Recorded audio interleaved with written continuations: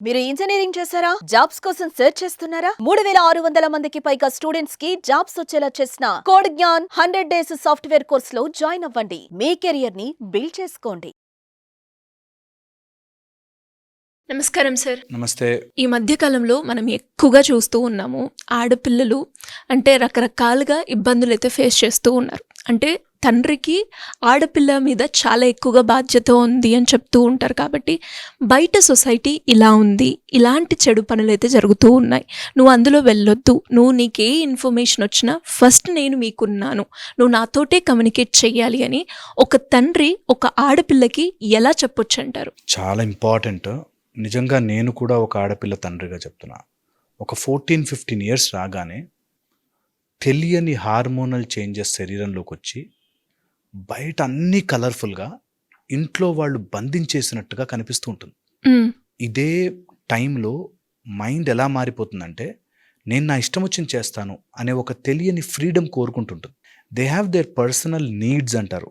ఆ నీడ్స్ వల్ల కూడా వాళ్ళు ఏదో నేను చాలా తెలివిగా ఆలోచించేస్తున్నాను అంటారు. సో ఎవరైనా సరే, ఏ అమ్మాయి అయినా వీడియో చూస్తుంటే నేను చెప్తున్నాను, తల్లి ఒక తండ్రి పొజిషన్లో ఉండి చెప్తున్నాను, వెరీ ఇంపార్టెంట్. తెలియని వ్యక్తి నీకు హాయ్ బేబీ అనో, డార్లింగ్ అనో, లేకపోతే ఏదో ఫ్రెండ్ అనో, లవ్ అనో ఏదో పేరు చెప్పి నిన్ను మోసం చేయడానికి ట్రై చేస్తే పడకు. ఎందుకంటే నిన్ను అలా రోడ్ల మీద వాట్సాప్ల్లో వెతుక్కునేవాడు నిజమైన వాడు కాదు. రోడ్డు మీద వాట్సాప్ మీద ప్రేమలు దొరకవు. Very important. స్టేటస్ల్లోనూ ఇన్స్టాగ్రాముల్లోనూ ప్రేమలు దొరకవు. చాలా ఇంపార్టెంట్. జీవితం ఇన్స్టాగ్రామ్లోనో సోషల్ మీడియాలోనో జరగవు. ఇది వెరీ ఇంపార్టెంట్. నీకు మత్తిచ్చో, లేకపోతే నీ ఇంట్లో వాళ్ళను సెపరేట్ చేసో, నీతో తప్పుడు పని చేయించో, అర్ధరాత్రి 4 గంటలకి 3 గంటలకి బయటికి తీసుకెళ్ళో, బండి మీద తిప్పో, అది ప్రేమ కాదు. నిజమైన ప్రేమ నీ కోసం నిలబడుతుంది. నిజమైన ప్రేమ నీతో కలిసి ఉంటుంది. నిజమైన ప్రేమ డైరెక్ట్గా నీ తల్లిదండ్రుల దగ్గరికి రాగలుగుతుంది. నిజమైన ప్రేమ నీ తల్లిదండ్రులను సెపరేట్ చేసి నీ పర్సనాలిటీని సెపరేట్ చేసేలా ఉండదు. ఇది నిజమైన ప్రేమ. తెలియకుండానే మన ఆ ట్రాప్లో దింపి ఆ చీకటిలో మనం మన ఇంట్లో వాళ్ళని కూడా వద్దనుకునేలాగా తయారు చేస్తున్నారు. ఇప్పుడు డ్రగ్స్ అని, లేకపోతే ఫొటోస్ అని, వీడియోస్ అని, మనం చేసే అన్ని పర్సనల్ పనులన్నిటికీ వీడియోలు తీసి ప్రూఫ్లుగా పెట్టుకుని మోసం చేస్తున్నారు. అందుకని ఏ అమ్మాయి అయినా సరే, 13-14 ఏ అమ్మాయి అయినా సరే, ప్లీజ్ ఇలాంటి నక్కలు తిరుగుతున్న రోజుల్లో జాగ్రత్తగా ఉండాలి. చాలా చాలా ఇంపార్టెంట్. ఏ తండ్రి చెప్పలేని మాటలు ఏంటంటే, వాడెవడో నిన్ను మోసం చేసి తీసుకెళ్ళిపోతాడే, ఓ రూమ్కి ఎక్కడికో తీసుకెళ్తాడే అని చెప్పలేని మాటలు. నేను I think I have this capacity.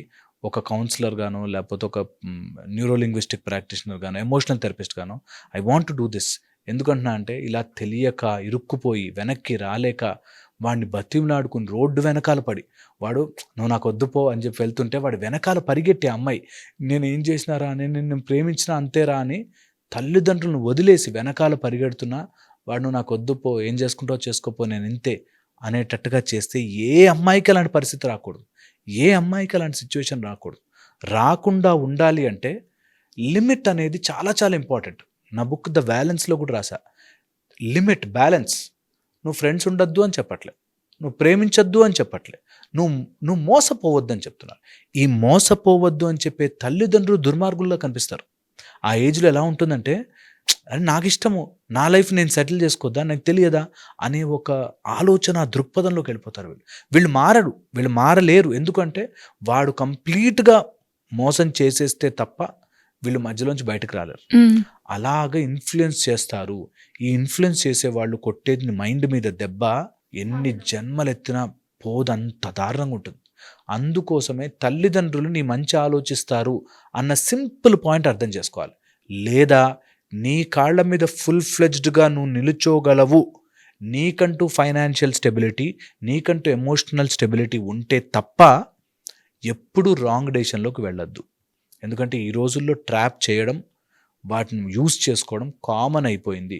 ఏ అమ్మాయి కూడా అలాంటి ట్రాప్లో పడి మోసపోకూడదు. ఎప్పుడు కూడా మోసపోకూడదు. అందులోనూ తల్లిదండ్రులకు పెట్టే బాధ, ఎవరినైనా మనము ఇబ్బంది పెట్టచ్చు, కానీ తల్లిదండ్రులని ఎప్పుడూ ఏడిపించకూడదు. అన్ని పాపాలలోకి మహాపాపం అంటారు తల్లిదండ్రులను బాధ పెట్టండి. కొంచెం టైం తీసుకున్నా సరే, వాళ్ళకి ఎక్స్ప్లెయిన్ చేసినా సరే, సినిమాల్లో చూపించినట్టుగా నువ్వు లేచిపోయి పారిపోయి పెళ్లి చేసుకోవడం, నీవు ఇంటి పరువు పోయినా పర్లేదు అనుకోవడం, ఇవన్నీ సినిమాల వరకు బాగుంటాయేమో, కానీ రియల్ లైఫ్కి వచ్చేసరికి కాదు కాదు కాదు. ఎందుకు చెప్తున్నానంటే, తల్లిదండ్రులు ఏడిస్తే ఆ ప్రతి కన్నీరుకి నువ్వు చెల్లించుకోవాల్సి వస్తుంది. Very very wrong. నీ మీద 20-25 సంవత్సరాలు ప్రాణం పెట్టుకుని నువ్వు రిటర్న్ ఏదో ఇస్తావని కాదు, నా కూతురు బాగుండాలి, మంచిగా ఉండాలి, మేం చేయమా పెళ్ళి, మంచిగా చేయాలి అనే ఒక ఆలోచనతో ఉంటే వాళ్ళని మోసం చేయడం అనేది చాలా చాలా దారుణమైన విషయం. అది కూడా ఎవరి కోసం?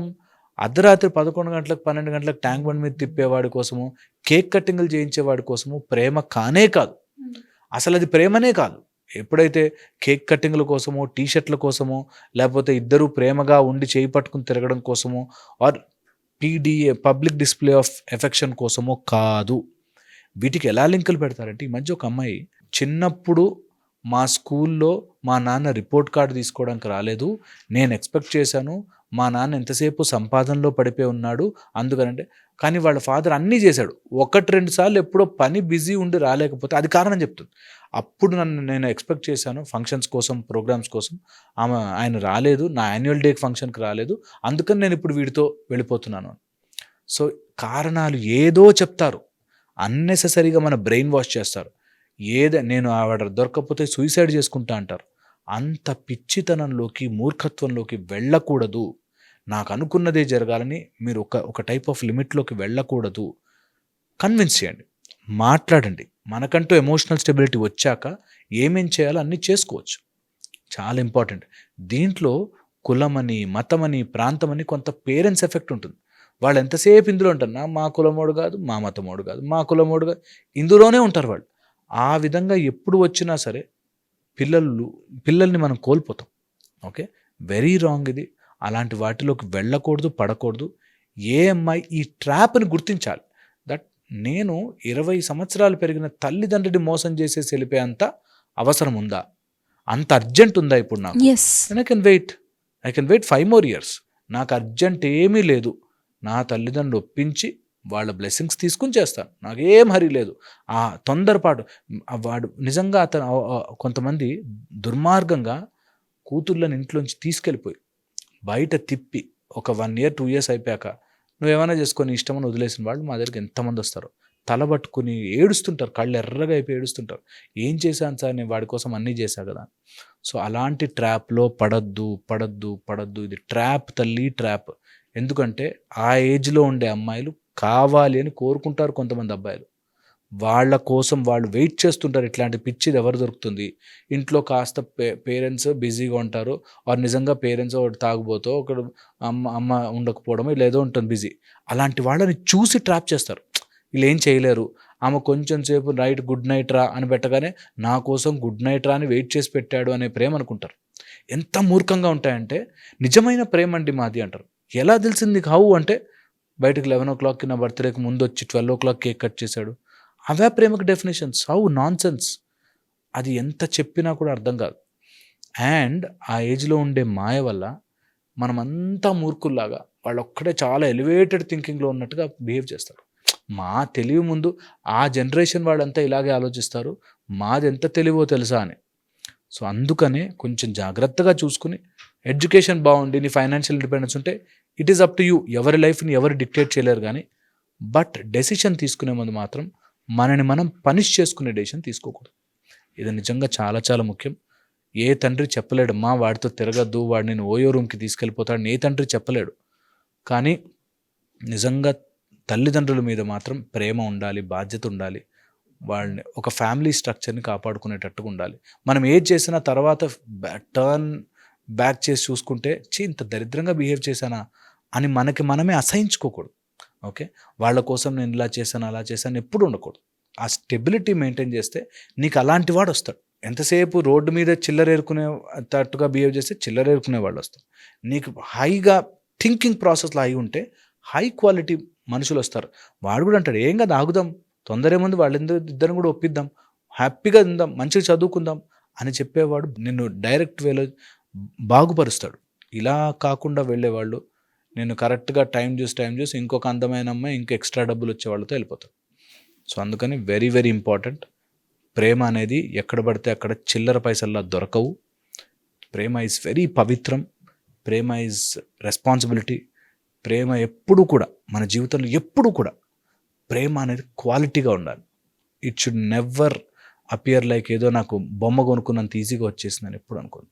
ప్రేమ సంపాదించుకోవాలి. Thank you sir, thank you so much. Suman టీవీలో మీ పర్సనల్ అండ్ బిజినెస్ ప్రమోషన్స్ కోసం కింది నెంబర్కి కాంటాక్ట్ చేయండి.